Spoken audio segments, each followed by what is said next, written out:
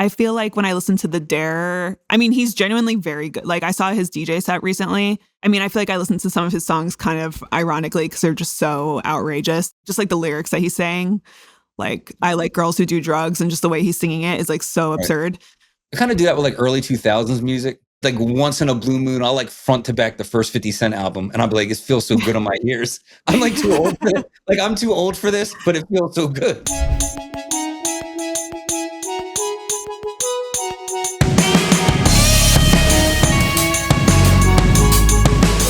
Today on Loves Music, I talked to indie pop artist Kirsten Izer. She joins us all the way from Los Angeles to talk about her new EP, The Perfect Hire. She blends indie pop, alt rock, bold storytelling to tell stories about life and love in Los Angeles. You're gonna love this one. Come on. All right, so Kirsten, first thing I wanna do is I wanna congratulate you on a really cool EP, the EP, Perfect Hire. Yeah, The Perfect Hire. 4 songs, drastically different, all cool for different reasons. I personally love it. I feel like you can make the mistake as a listener and say, wow, there's so many different sounds. It sounds like she's trying to kind of like figure her sound out. No. I think you are an artist who knows exactly who the hell you are. And all these little micro decisions that you make to make up the project, you're doing it deliberately. And it's freaking awesome. Can you just give me a little bit of background about that project and kind of what your head was at, what you were trying to do? And obviously we're going to get into a little bit more specifically, but just give me an idea like where your head was at when you put that project together. Yeah. No, I feel like what you just said is so insightful. And I really appreciate you saying that just in terms of like, oh, it sounds like she's trying to figure out her sound. No, I know my sound and it is the EP. I feel like I was figuring out my sound a few years ago and kind of throughout my whole life because I had been making music since I was 10. And I have put out music before. I've just never put out a full collection of songs. I've just kind of put out singles here and there. And with those singles, I was definitely testing the waters and figuring out who I am. And it's because of those singles that I've arrived to this point, which is now The Perfect Hire.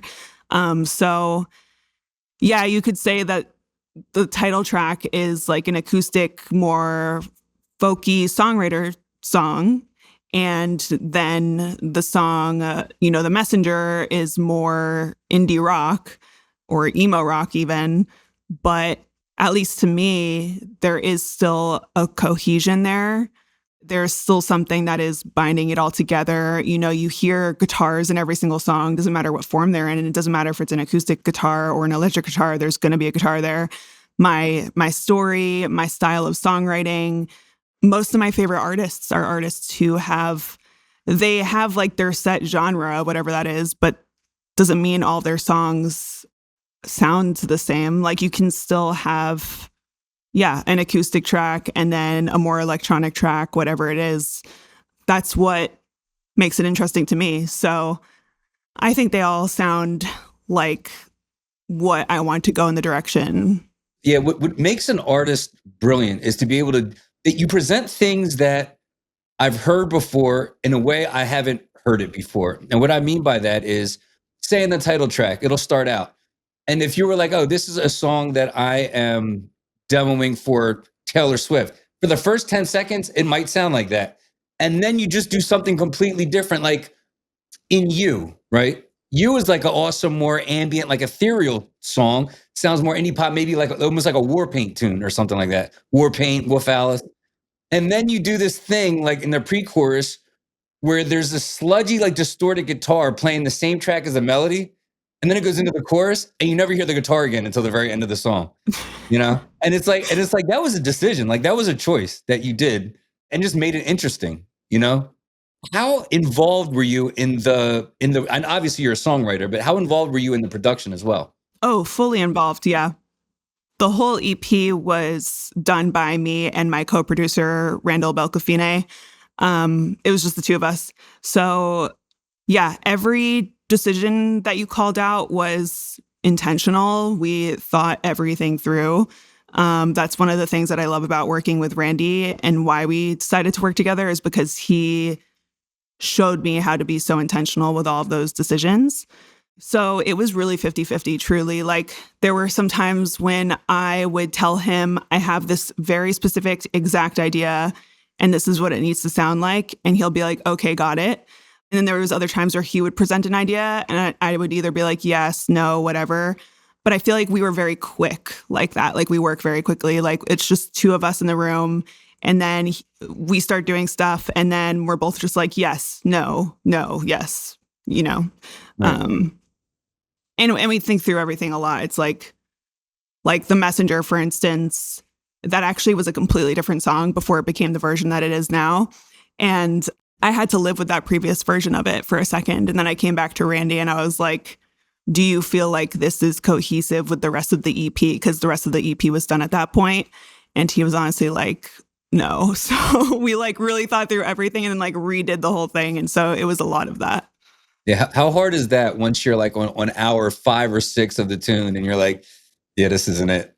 And then you have to like go back to the drawing board again. Well, it's hard because with that song, we had made that whole previous version. And the whole time we were like, this rocks. This is the song. Like we didn't have any of that feeling in the session itself, actually. It wasn't until, and then I went home and I was like, yes, this rocks. And then it wasn't until like a few days later where I was kind of like, ooh, this is like, as much as I love it personally, I don't know if it like fits the project. So that was actually a hard decision for me because I was like, I like listening to this and I would personally listen to it, but it's like not going to serve the EP. Now, am I correct in saying that you're pushing Electric Blue as the single? That was one of the singles. We led with the song You, and then we put out Electric Blue. That was the second single. That's how I found you on Electric Blue. Oh, really? Almost. How did you find me? Your manager reached out and said you should interview my artist, and I was like, I'll give it a swing. and then I went on your Instagram, and I heard Electric Blue in like a reel, and I was like, what is this? It was like there's like you're doing this like R&B thing with your voice, which you don't do on any other tune, right? So I thought it was going to be a whole album of that, you know. So you're doing this like heady, soulful like singing, and the melody is so catchy. Yeah.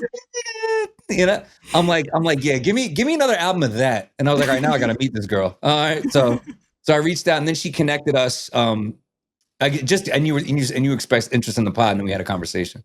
Mm-hmm. Yeah, I was just curious. That's cool. She's doing her job. Yeah.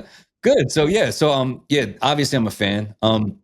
I like that your creativity extends beyond the music and even to your visual aesthetic as well. In terms of your style, the way you present on social media, it feels thought out, but also still feels genuine. Can you give me like your style inspirations? Like, how would you explain your visual aesthetic for the people that might just be listening? Oh, wow. That's a good question. Yeah, I'm just such a visual person. Like my favorite artist growing up, like I grew up in the MTV music video age. So for me, like music videos were always my favorite. I have always made a music video for every song I've put out pretty much, just because it wasn't even something I thought about. It was just something that I did. Like even in high school, when I would put out songs, my mom was helping me film music videos. Like I put out a song when I was 18. I had just graduated high school, and it was for my birthday. And to celebrate my birthday, my mom took me on a day trip because we lived in New Jersey. She took me like on a weekend trip to New York, and we stayed at Yotel, which is like a hotel in Times Square. We thought it was very cool at the time. Yeah, cool. And we filmed a music video for that song called When You Are Near. Like, so I've always been like that. Like I love artists like Taylor Swift, obviously. I feel like Grimes is really visual and always puts out really cool videos. Artists like that have always really inspired me. And again, it's just always what I've done. And then also now bringing social media into the mix in today's landscape, it's just kind of a necessity if you want people to really pay attention. I feel like if I was just putting out music and no compelling visuals to go with it, no one would really grasp it as well as they do with these. And also through this music and through the visuals, I'm really trying to tell a story. So I just feel like the visuals help with that. Like when I am making a song, I see the vision for the song in my head. And so I'm trying to translate that sonically, but also with the content. Okay. And for those of you who aren't familiar, just tuning in, a lot of Kirsten's videos, she played into like the office with the office dress and the office attire and everything. So if you get a chance, make sure you swing over to her Instagram and check it out. Check out the music. Everything just kind of goes together. It's like the perfect marriage of visual and sonic. And you are incredible artist. Can you take me to your earliest influences or your earliest days with music? Obviously, you had a supportive family. Take me back to like young Kirsten and the first time you actually heard a song and was like, what is this?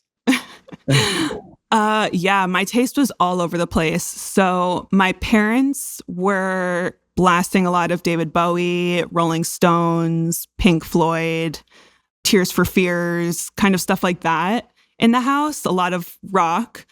I personally grasped onto artists like Taylor Swift in her early days. I was very into like still I am now, but I was very into the pop girlies like Hilary Duff and Hannah Montana and Ashley Simpson and Avril Lavigne and Pink. I was really into, and Britney Spears, like 90s, early 2000s pop girlies. And the first song my dad showed me how to play on guitar was Vera by Pink Floyd. And then I took those chords. It's like the whole song is like G, C, E minor or something like that. And I took those chords and I went on ultimateguitar.com and I taught myself a Taylor Swift song. So like that shows like I love all those genres equally, but like that is kind of how it bridges together. Okay. And then when I got like into high school and I was a teen, My Chemical Romance, like I was definitely a scene kid. I loved like Taking Back Sunday, a lot of the bands, like the punk emo bands in New Jersey, stuff like that. Okay, that makes sense. All right, so you're living in Jersey at this point. I'm living in LA. I'm from New Jersey, and then I lived in New York for a little bit, and now I'm in LA. No, at this time, so you're coming. Yeah. At this time, you're still in New Jersey. Yeah. Listening to like kind of like pop punk all through, I guess you said high school years. Yeah. Okay. So when did you transition from a musician? You picked up the guitar, you're just kind of like pounding out chords. And then you said, I think I want to write songs. I got something to say. Yeah. I wrote my first song when I was 10. Okay. I was playing around in GarageBand, and I don't know if you know like how GarageBand has those little loops, like those little sample. I mean, I get it. But. It's just like pre-made loop samples that anyone can they're free to use. Okay. It's like all different instruments, drums, guitar, whatever you want. And so when I was 10, I was literally in GarageBand just like playing around with these loops. And I actually remember very specifically, I think I was 13, maybe, when I technically put out my debut single. And it was just like the GarageBand loops over and over again. And I was singing nonsense over it. And the song was called Earth Can't Smile. I'm intrigued. I got to be honest. It was a very like sad song for a 13-year-old who knew nothing about life. But was my first, like, in my memory at least, that's like the first legit song that I wrote. But then it just continued after that. And in high school, I went to a performing arts program where I studied music. It was entertainment technology.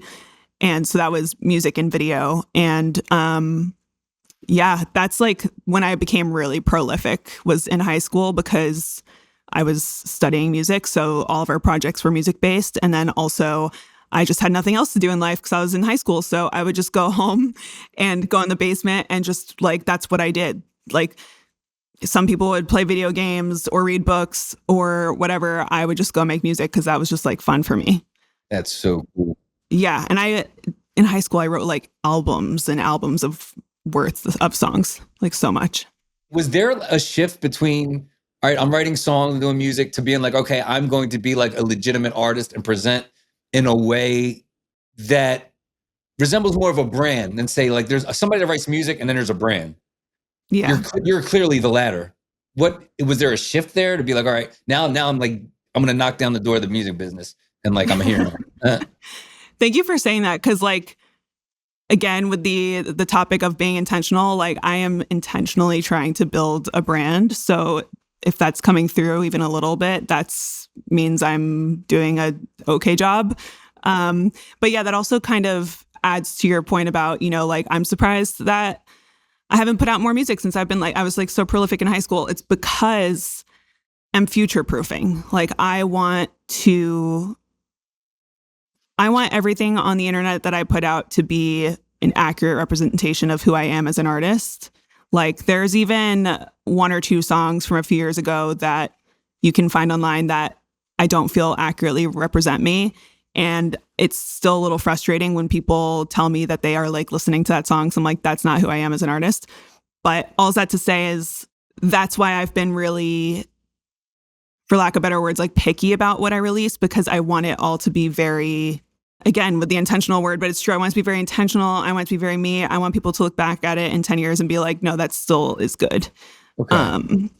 And so I've put out stuff. I've put out a lot more music. I just took it all down because I need a fresh, clean slate, And then it wasn't really until 3 years ago when I got to LA when I really started to be serious about building a brand and being a professional artist. You certainly present as a consummate professional as well as a creative as well. A lot of people can't manage that duality as well as you. So I don't want to misspeak here, but I feel like there is a common thread through the music, even though the songs are so drastically different. Obviously, you're speaking to women. You're speaking to women that have been hurt. There feels like there's an emphasis to some degree on mental health. Am I way off here, or would you say I'm fairly accurate, a little accurate? 100%. I mean, The Perfect Hire, yes, it's about a failed relationship, but it's also about the toll that kind of failure takes on your own self-worth and how you feel about yourself. Right. At the end of the song, yeah, I'm kind of saying F you to that person, but the whole first half, I'm kind of blaming myself, and I'm like, what could I have done? Why was I not good enough? And then Electric Blue has a ton of mental health stuff, called my dad. He said, man up, slept too long, drank too much. Those are all internal struggles. And then especially The Messenger, that's the first one that comes to mind, because that's just about, I wrote that when I was at one of the darkest periods of my life.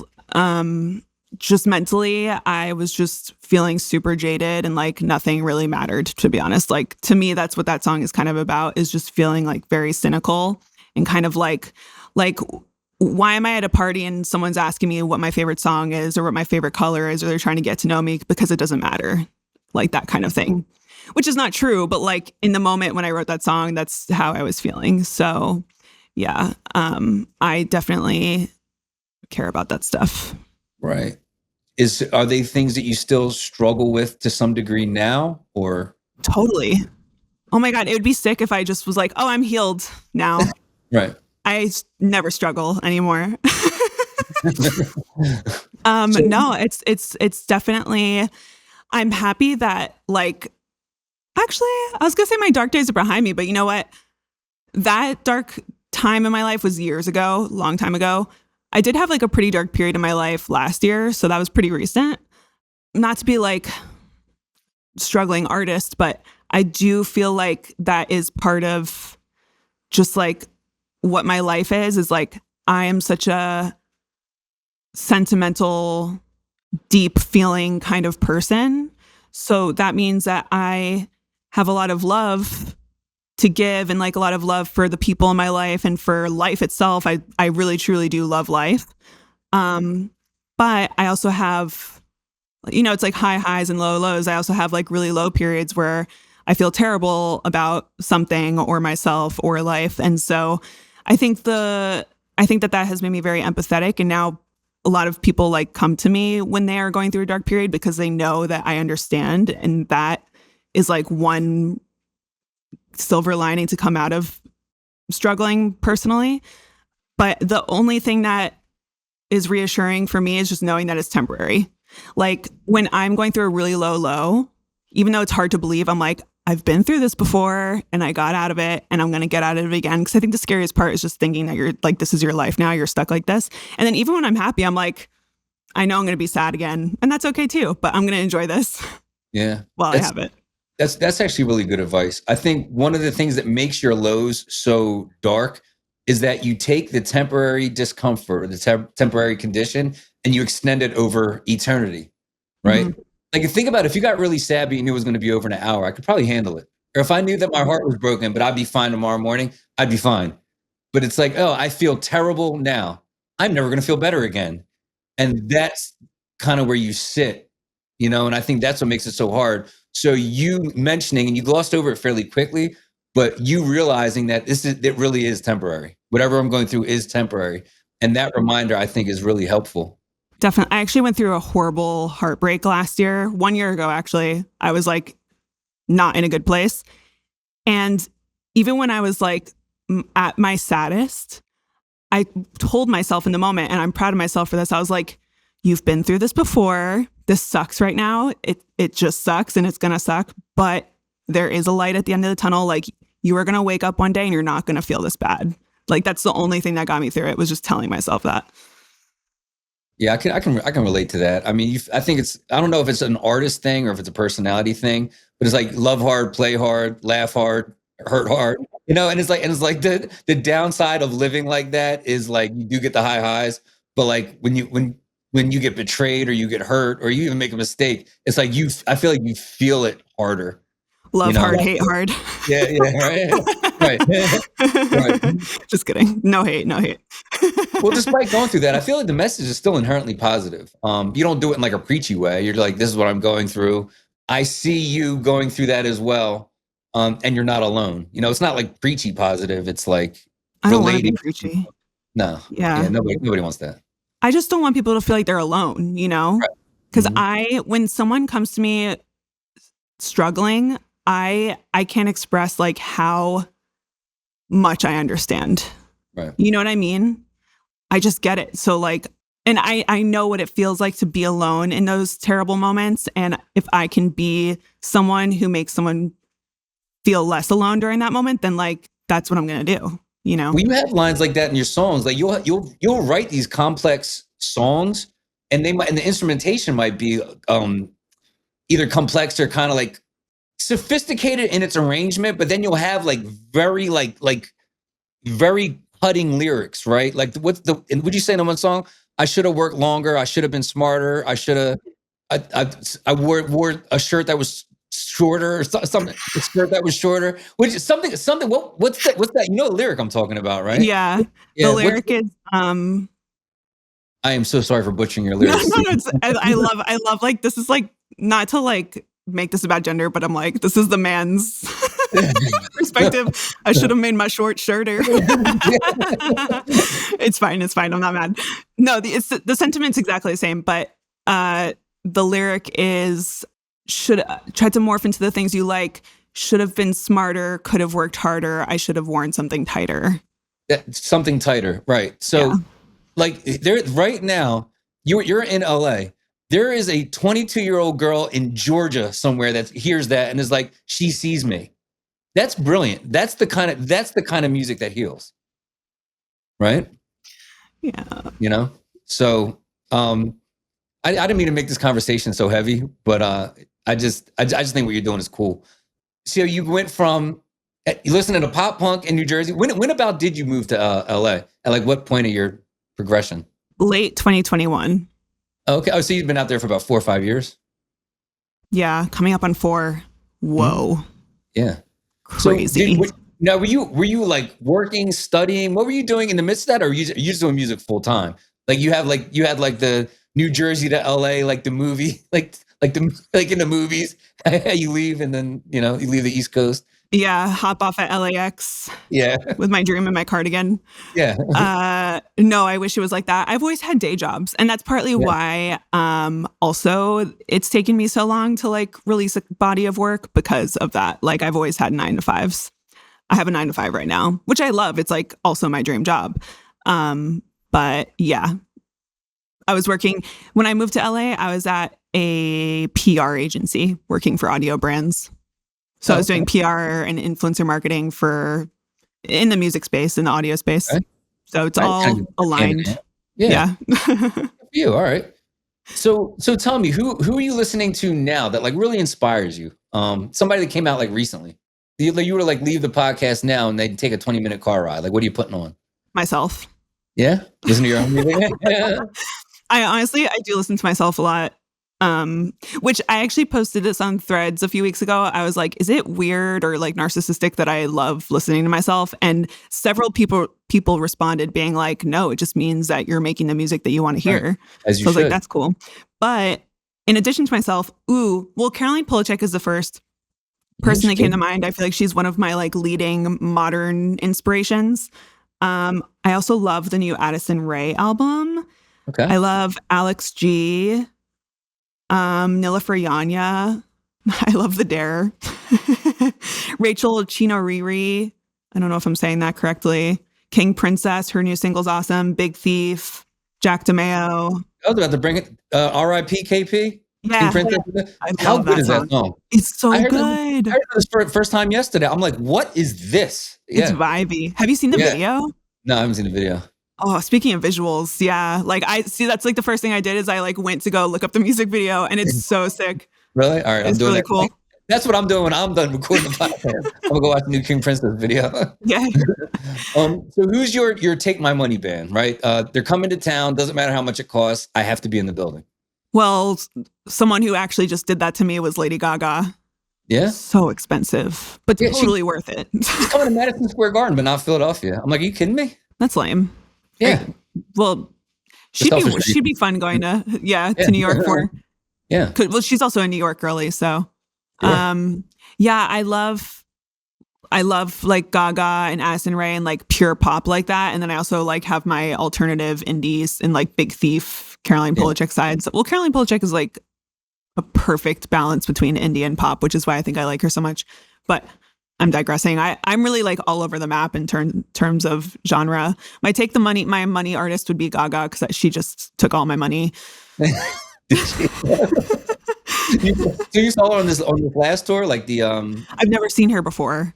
Oh, really? So it's like I have to. And then last time she played LA at Dodger Stadium, I didn't go because I couldn't afford the ticket, and I majorly regretted it. Like I had so much FOMO because all my friends went. And they were like, it was the best time ever. And it looked amazing. So, and then I saw the live concert film that she put out from that tour, and it looked so good.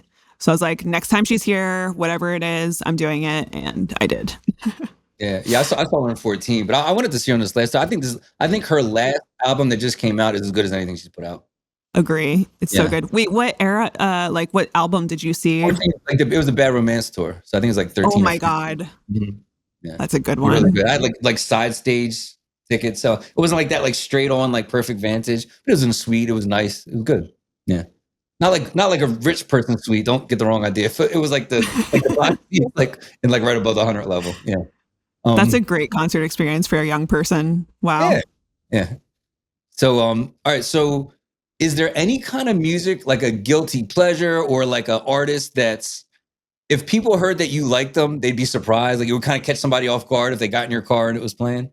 I don't have any guilty pleasures because, like I just said, I'm all over the map genre-wise, and I'm not sorry about any of it.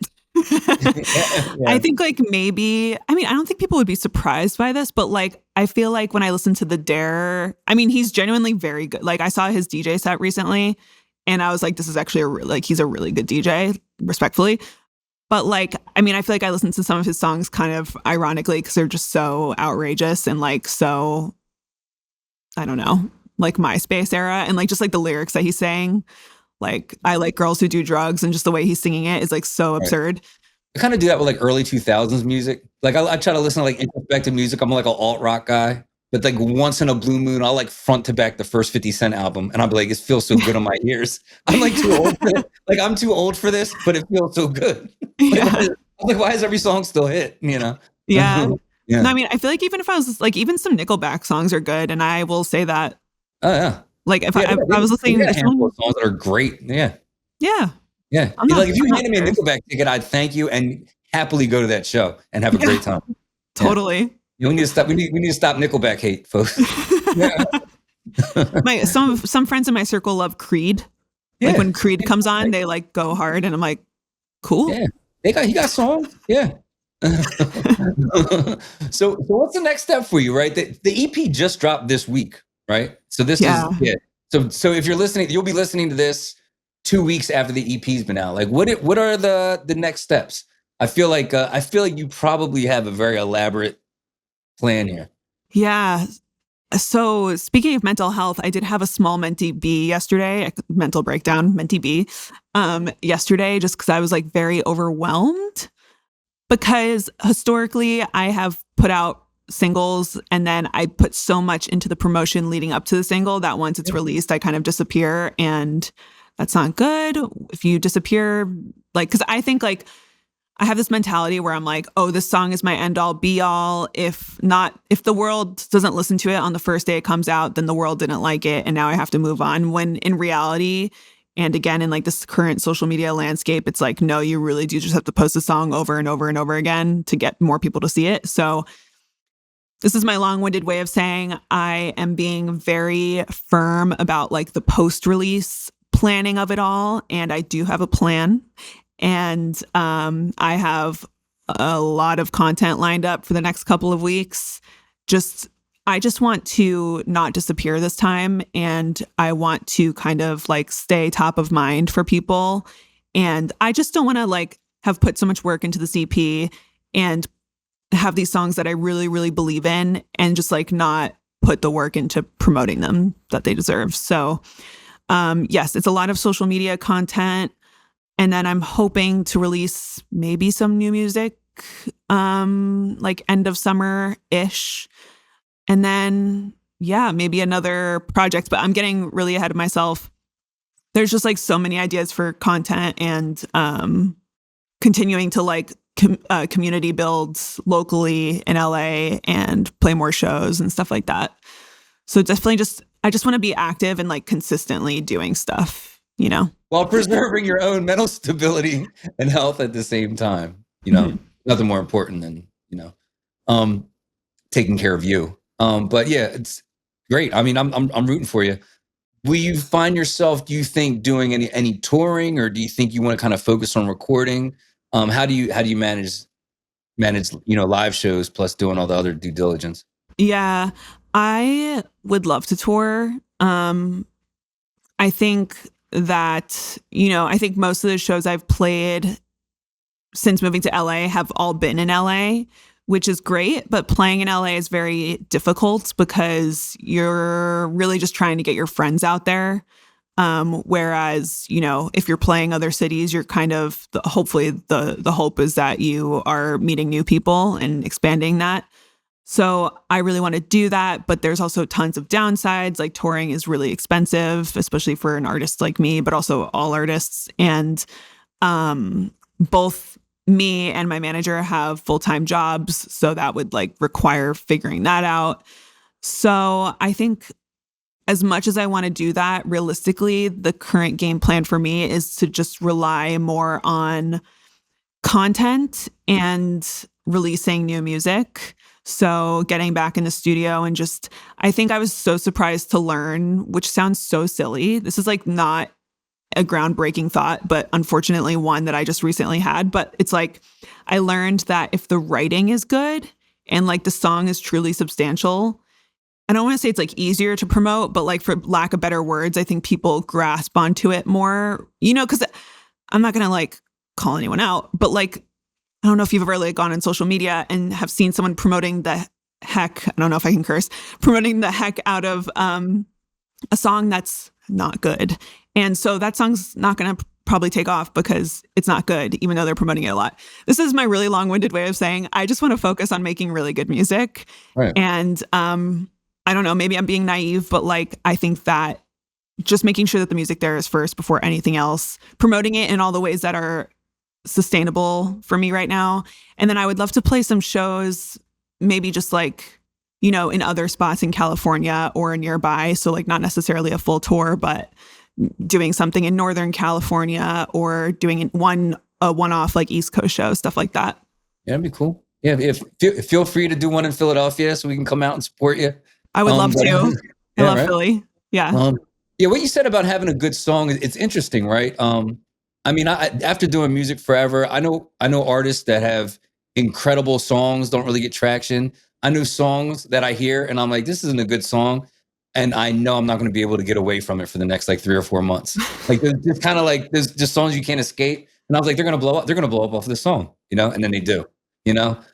I don't really know what the secret sauce is there with that. I think that you are one of the few artists whose social media presence is interesting enough to I think gain traction, with predominantly content promotion versus live shows. Obviously, you want to perform live, but I think that your content is interesting enough to kind of grab somebody, and the songwriting is rich enough and it's relatable enough. Rich enough, yeah, and relatable. Yeah. Those are good words. Yeah.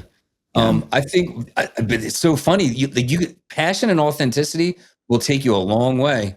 I mean, and I remember coming up, people that would put out like mixtapes every 2 months. I'm like, there's no way at 20 songs every 2 months for a year, you can put out 120 good songs. But lo and behold, the shows get bigger and bigger, and then they'd have their little half a dozen songs, and it works.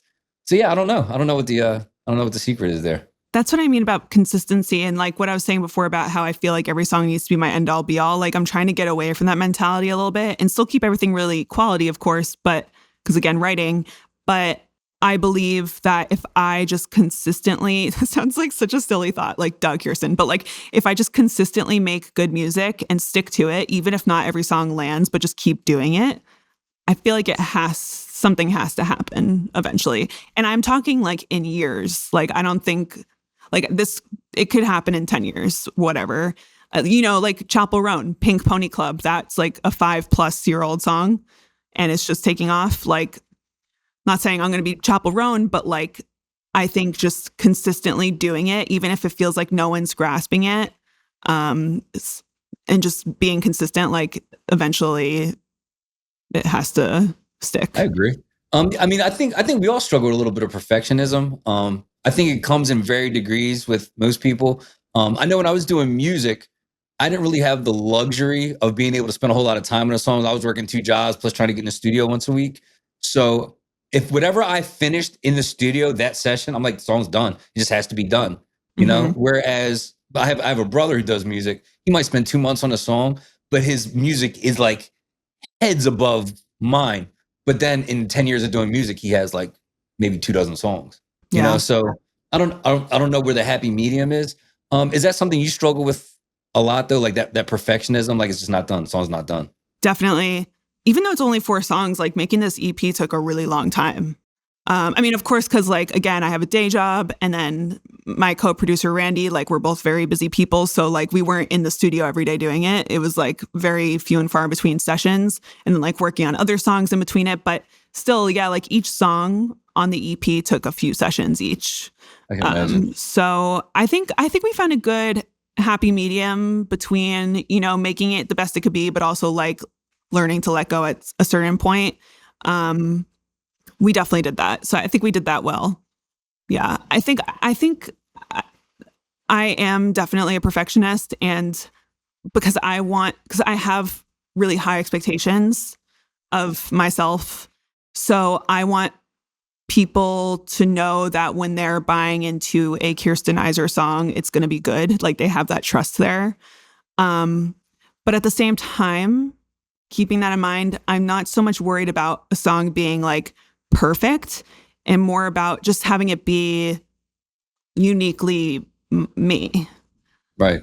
I'd rather make a song that sounds bad, but it sounds like me, than a song that just sounds good, but like another artist. You know what I mean? Like, I think my favorite artists are the ones who sound uniquely like themselves. I agree. And I think that is how you get that cult following too. Like we all have like that artist, like that and you might be able to count them on one hand, where it's just like, I just love everything they do. But I think that as an artist, you get there by being like, look, I'm only going to make music that sounds exactly like myself. And once you've bought into the artist, you're just like, dude, I just love everything they do. I mean, I think I have like 2 or 3 artists like that. I'm like a music nerd, and there's still only like maybe 2 or 3 artists. Do you actually have an artist like that where I just love everything they do? They can't do anything bad. Caroline Polachek. You felt her a few times today, huh? I love her. Yeah. Caroline, if you're watching this, no, I'm just kidding. Caroline, shout out Caroline Polachek. Honestly, like Addison Rae, there's no real skips on that album she just put out. Like, I feel like I hopped on the Addison bandwagon earlier than a couple of my friends did, and I had to like do some convincing, but I was like, I don't care what you guys think. Like, every time she put out a single, I was like, the first thing I did was go and listen to it, and I loved it. That's awesome. I love that you have that experience with an artist. I only have that with, I would say the Neighborhood is my favorite band. And I remember hearing Female Robbery. Well, you're California. Yeah, so you're familiar with the Neighborhood. I remember hearing Female Robbery on like a college radio station. And I was like, what just happened? I was like, I loved everything about it. The sound, it was spooky. It was kind of hip hop, but not. I was like, whatever this is perfect. Saw the video. Sweater Weather came out like 2 months later. The I Love You album came out and every song was good. And I was just like, oh, I just see them whenever they come to Philadelphia. And they were touring, so they would come to Philadelphia. 1975 opened for them. Oh, wow. And I think the ticket was like $15. So I was after that, I was hooked. I was like, yeah. That's I was like I just my band now. Yeah, right. Seriously, right? I was like, now you get, I think it costs $100 to see 1975 now. And the Neighborhood was, I think, their biggest show. They did like the Electric Factory, which is like a couple thousand. Oh my God. The Electric Factory. Yeah. Sorry not to cut you off. Yeah, you're in Jersey. Yeah, you know these Jersey venues. Yeah. That just made me feel so nostalgic. Yeah. Well, I mean, you figure they're all right, same distance from Jersey as where I am. I'm totally going down a rabbit hole. I made this about myself. No, it's so interesting. So here's a question I like to ask folks. What is the best compliment someone has ever paid you? I have a couple, actually, which sounds really narcissistic. Sure. All right, just the top three. Can I give you? I actually have three. Can I give you the top three? Sure. Okay, you know what? I've spent my whole life being insecure and not promoting myself well, so I deserve this. I deserve to be confident now. All right, this is the flexing part of the program. Come on, Kirsten. Go ahead and flex. No, please. Okay. It's a graceful flex. Well, okay. I had a friend reach out to me who I lost touch with like several years ago, like maybe 5 years ago. I'm going to say they. I don't want to call anyone out. They sent me a long voice note the other day saying that they know that we had fallen out, but they had just listened to my EP and they felt that it was really poetic and moving, and listening to the EP compelled them to reach out and like try to patch things up. So I thought that was really nice. I also had another old person from a past life tell me that my music helped them with their gender transition, which is insane to me. Just to think I could have like any ounce of impact on anyone, let alone at that level, like something so like sacred and intimate like that is insane. So that really moved me. And then also you actually. Me. I made the top three. Well, I was really happy because you told me I have like, I don't know if this is weird to say. Well, it's not weird for me because this is what I'm going for. And that's why it's such a huge compliment. In my mind is like you said, I have kind of like an androgynous style thing going on. And that made me really happy because no one's really said that before. But that's something I definitely go for in my head. Like those are like a lot of my favorite kinds of artists as well. Like I just love doing both. I love that I can like put on a suit and feel powerful and then put on a dress and feel, like feminine. It's just, and I think like a lot of my favorite artists also have that similar kind of duality. So yeah, just to like know that what I'm going for in my head is actually kind of coming through on camera, like that is really rewarding. Wow, I didn't know I had that statement had that effect on you. So I'm glad we could connect that way. Yes, I appreciate it. Yeah. So with so many things going on and so many ways to contact you, find you online, what's the single best way? If there's only one way somebody can support you, what's the best way to do that? I guess follow me on social media so that you can stay up to date with everything that I have going on. obviously I'm really active there and make it a point to keep everyone in the loop on what's going on in my music world. Streaming me on Spotify also really helps, but you can follow me on Instagram and then find my Spotify through there. Fantastic. And if there was any advice or a gem you could leave for a 19 or 20-year-old girl who just picked up, a 19 or 20-year-old person that just picked up a guitar and you wanted to, and they wanted to get started. And they're like, what do I even do? I love music. I have this instrument, but I don't know the next step. What would you tell a young artist? I would tell that young artist to just do what feels right to them.